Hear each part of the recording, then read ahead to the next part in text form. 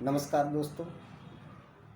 आज मैं फिर आपके सामने आया हूँ एक ऐसे विषय के बारे में चर्चा करने के लिए जिसके संबंध में हम लोग अक्सर गलत कंसेप्ट मानते हुए समझ नहीं पाते। वो है एफआईआर। एफआईआर क्या है? एफआईआर क्या है, इसका अर्थ क्या है? पुलिस एफआईआर आपकी अगर दर्ज ना करे तो आपके पास क्या कानूनी उपचार है, आप क्या कर सकते हैं, कहाँ शिकायत करेंगे, इन सब विषय के बारे में आज ये वीडियो मैं आप लोगों के सामने लेके आया। तो चलिए दोस्तों, सबसे पहले हमें जानना होगा एफआईआर का अर्थ क्या है। एफआईआर का अर्थ है first information report. First information report अर्थात प्रथम सूचना रिपोर्ट। क्या प्रत्येक मामले में एफआईआर होती है? तो मैं आपको बता दूं, अपराध दो तरह के होते हैं। अपराध दो तरह के होते हैं, एक संज्ञेय अपराध, दूसरा हो गया असंज्ञेय अपराध। संज्ञेय अपराध किसे कहेंगे? संज्ञेय अपराध हम ऐसे अपराध को कहेंगे जिस अपराध के संगठित होने के तुरंत बाद ही पुलिस एक्शन मोड में आ जाती है और तुरंत गिरफ्तार करती है, अभियुक्त को तुरंत गिरफ्तार करती है। अर्थात उस मामले में उसे किसी की परमिशन की कोई आवश्यकता नहीं है। सीआरपीसी में पुलिस को ये अधिकार दिया गया है। और दूसरा हो गया असंज्ञेय अपराध। ये अपेक्षाकृत अर्थात संज्ञेय अपराध से कुछ हल्के धरण के अपराध हैं, हल्के अपराध हैं जिसमें पुलिस बगैर न्यायालय की अनुमति के कोई कार्रवाई नहीं कर सकती। इसमें न्यायालय की अनुमति लेना आवश्यक है।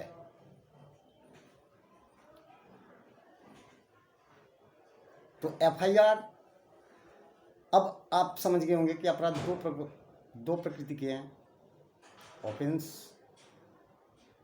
are classified in two part, संज्ञेय एंड असंज्ञेय।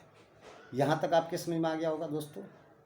चलिए, अब क्या है, अब अगर संज्ञेय अपराध संगठित हुआ है तो इसकी सूचना आपको तत्काल पुलिस को देनी चाहिए।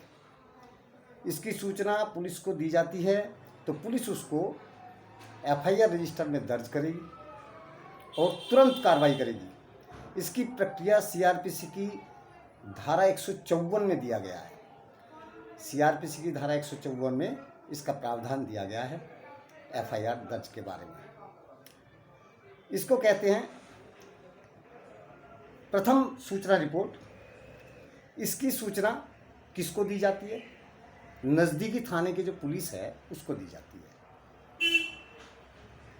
यहाँ एक बात बता दूं कि हमारे आम तौर पे दोस्तों ये कंसेप्ट बनी हुई है कि जहाँ अपराध संगठित हुआ है उसी थाना क्षेत्र में रिपोर्ट दर्ज करानी चाहिए।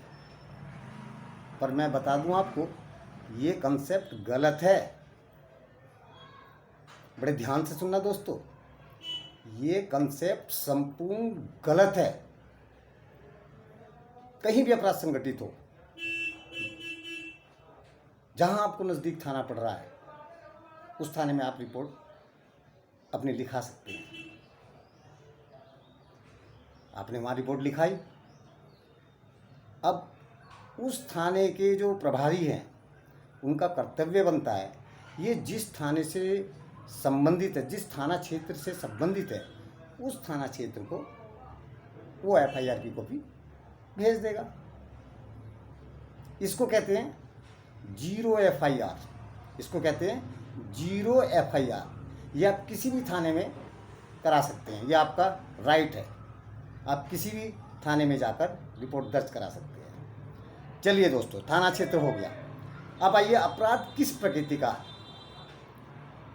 आम आदमी तो नहीं जानता एक अपराध हुआ है, वो किस प्रकृति का है, संज्ञेय है या असंज्ञेय है, इसके बारे में उसे जानकारी नहीं होती। तो वो सीधा जब पुलिस थाने जाएगा और अपनी शिकायत उस थाना प्रभारी को बताएगा कि साहब मेरे साथ ये घटना घटित हुई है, तो पुलिस को पता होता है, पुलिस को पता होता है कि कौन सा संज्ञेय अपराध है, कौन सा असंज्ञेय अपराध है। इसके अतिरिक्त चलो हम मान लेते हैं पुलिस को भी नहीं पता, तो इसके लिए हमें क्या करना होगा? इसके लिए हमें रेफर करना होगा आईपीसी की धारा देखनी होगी, आईपीसी खोलनी होगी। उसमें स्पष्ट व्यवस्था दी गई है। उसमें शेड्यूल 1 अनुसूची 1 पढ़िए आप, उसमें सब लिखा हुआ है, लिस्टिंग पूरी दी हुई है। उस लिस्टिंग को देखिए आप कि संज्ञेय है असंज्ञेय है, तो यहाँ से भी पता चल जाएगा। चलिए अब हमें पता चल गया कि ये संज्ञेय है या असंज्ञेय है। अब पुलिस के पास एक व्यक्ति गया, उसने शिकायत की। अगर पुलिस को लगता है कि अपराध असंज्ञेय अपराध है तो पुलिस उसको एनसीआर रजिस्टर में दर्ज करेगी। ध्यान से सुनना दोस्तों, बहुत इंपॉर्टेंट चीज़ है। एनसीआर रजिस्टर में दर्ज करेगी, एनसीआर नॉन क्राइम रिपोर्ट। तो ये एनसीआर में रिपोर्ट दर्ज कर लेगी, अर्थात पुलिस के पास, अब आप समझ लीजिए, पुलिस के पास 2 रजिस्टर होते हैं, एक एफआईआर रजिस्टर और एक एनसीआर रजिस्टर। अगर संज्ञेय अपराध है तो पुलिस एफआईआर रजिस्टर में दर्ज करेगी, असंज्ञेय अपराध है तो पुलिस एनसीआर में दर्ज करेगी। चलिए ये भी समझ में आ गया होगा। इसके अलावा पुलिस क्या करती है, जब कोई छोटा मोटा अपराध होता है, या मारपीट गाली गलौज हो गई किसी के साथ, थोड़ा सा सिर में चोट भी आ गई, तो ऐसे मामले में पुलिस पीड़ित व्यक्ति को सलाह देती है कि आप न्यायिक दंडाधिकारी के पास जाएं और वहाँ पर अपनी शिकायत दर्ज कराएं। तो दोस्तों ये भी बहुत एक इम्पोर्टेंट बात है, बहुतों को नहीं पता। पुलिस को ही अधिकार नहीं होता है एफआईआर दर्ज करने का, कोर्ट को भी, न्यायिक दंडाधिकारी को भी होता है। न्यायिक दंडाधिकारी के पास ये अधिकार होता है, वो होते कौन है? जुडिशियल मैजिस्ट्रेट प्रथम श्रेणी। जुडिशियल मैजिस्ट्रेट प्रथम श्रेणी को भी ये अधिकार होता है कि वह पीड़ित की शिकायत दर्ज करे। बहुत कम लोगों को ये जानकारी है कि पुलिस के अतिरिक्त न्यायिक दंडाधिकारी के पास भी ये अधिकार होता है कि वो भी किसी पीड़ित व्यक्ति की एफआईआर दर्ज कर सकता है। इसकी परिभाषा मिलती है धारा 2D, सीआरपीसी की धारा 2D में। इसे परिवाद, कंप्लेंट, शिकायत पत्र आदि कह सकते हैं। चलिए दोस्तों, यहाँ तक क्लियर हो गया होगा। अब आइए शिकायत दर्ज की प्रक्रिया कैसी होती है। अब आप पुलिस के पास जाते हैं, शिकायत करते हैं। शिकायत मौखिक, लिखित दोनों तरह की हो सकती है, लिखित भी हो सकती है, मौखिक भी हो सकती है। थाने पर तैनात अधिकारी आपकी शिकायत को सुनेगा तथा खुद लिखेगा या किसी अन्य व्यक्ति से लिखवाएगा। पुलिस आपको बाध्य नहीं करा सकती, पुलिस आपको बाध्य नहीं करा सकती आप लिखित में रिपोर्ट दें।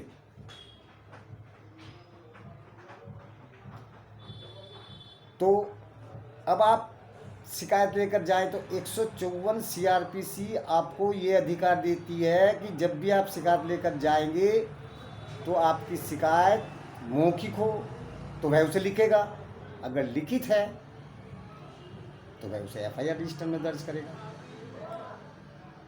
ये जिम्मेदारी थाने के भारसाधक अधिकारी को दी गई है। एफआईआर लिखने के बाद वह पीड़ित व्यक्ति को पढ़कर सुनाई जाएगी, वह पीड़ित व्यक्ति को पढ़कर सुनाई जाएगी तथा उस पीड़ित व्यक्ति के उस एफआईआर के नीचे हस्ताक्षर कराए जाएंगे। तो दोस्तों समझ में आ गई होगी। यहाँ एफआईआर आपकी दर्ज हो गई। अब क्या है, एफआईआर की एक प्रति, एक कॉपी पीड़ित को निःशुल्क दी जाएगी। उसी वक्त पीड़ित को निःशुल्क दी जाएगी, चाहे वो एनसीआर हो चाहे वो एफआईआर हो, दोनों की दी जाएगी उसे। क्योंकि एनसीआर है तो न्यायालय में चला जाए और एफआईआर है तो सरकारी मुकदमा हो ही गया है, सरकार अपनी तरफ से पैरवी करेगी, कानून उस पर पूरी तसल्ली से कार्रवाई करेगी। चलिए, कॉपी मिल गई। अच्छा, अब शिकायतकर्ता को जो कॉपी दी गई है उसे कैसे पता चला? वो तो पढ़ा लिखा नहीं है, उसे तो इतनी जानकारी, नॉलेज नहीं है कि भाई रिपोर्ट दर्ज हुई या नहीं हुई। तो जो कॉपी आपको दी गई है उसमें कौन कौन सी धाराओं में मुकदमा पंजीकृत किया है, इसका हवाला दिया जाएगा।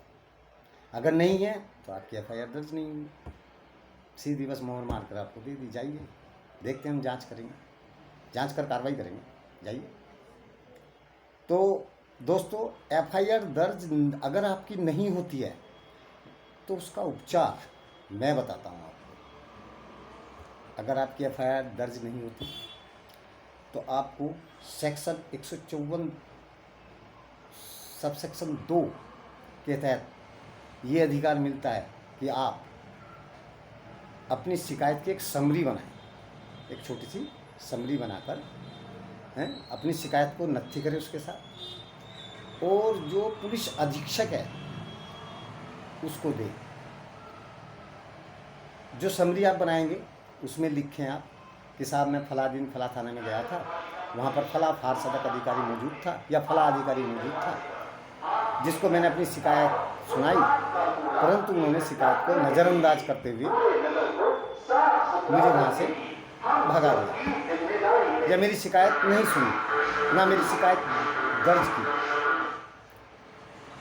तो आपको बता दूं दोस्तों, कानून क्या कहता है, इससे आगे की कार्रवाई एसपी करेंगे, एसपी, सुपरिंटेंडेंट ऑफ पुलिस, यानी कि पुलिस अधीक्षक, वे आपकी एफआईआर दर्ज करवाएंगे तथा उसकी जांच करवाएंगे। तो दोस्तों, एफआईआर के बारे में प्राविधान जो था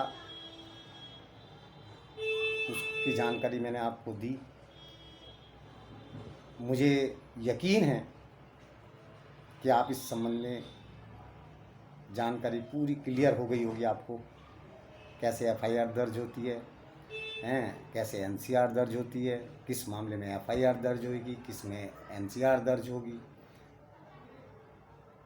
और एनसीआर दर्ज होने पे क्या होता है, एफआईआर दर्ज होने में क्या होता है, दोनों चीज़ क्लियर हो गई होगी। तो कानून की जो बारीकियां हैं यही सबसे बड़ी चीज़ होती है, और उसका हम हमेशा आपको कानून की जानकारी पहुंचाते रहते हैं, और हम चाहते हैं कि आपको ज़्यादा से ज़्यादा कानून की जानकारी हो, ताकि आप पावरफुल बने, कारण मेरी जो समझ है अपनी, पैसा आपको पावरफुल बनाता ज़रूर है, एम्पावर देता है, परंतु नॉलेज अपने आप में एक पावर है, नॉलेज अपने आप में एक शक्ति है जो आपको समाज में शक्तिशाली बनाती है। तो दोस्तों, हमारा चैनल आपको कानून की जानकारियाँ देता है, लॉ की जानकारियाँ देता है। हमारी कोशिश रहती है कि भारतवर्ष में जितने भी कानून हैं उन सब कानूनों की जानकारियाँ आपको मैं समय समय पर देता रहूं। अगर आपकी कोई क्वारी हो तो आप मेरे नीचे लिखे कमेंट बॉक्स में मुझसे क्वारी पूछ सकते हैं और मैं उसका अवश्य जवाब दूंगा। अभी मेरा नया चैनल है, नया मैं कानून की जानकारी दे रहा हूं, तो दोस्तों मेरे वीडियो में बहुत गलती हो सकती हैं, जो आप मुझे माफ़ करें। अगर मेरा वीडियो आपको पसंद आया तो आप ज़्यादा से ज़्यादा शेयर करें और थम्स अप कर मुझे, मेरा उत्साह को और बढ़ाएं, मुझे मोटिवेट करें ताकि मैं अगली बार में और भी अच्छी वीडियो लेकर आपके पास आ सकूँ। दोस्तों नमस्कार।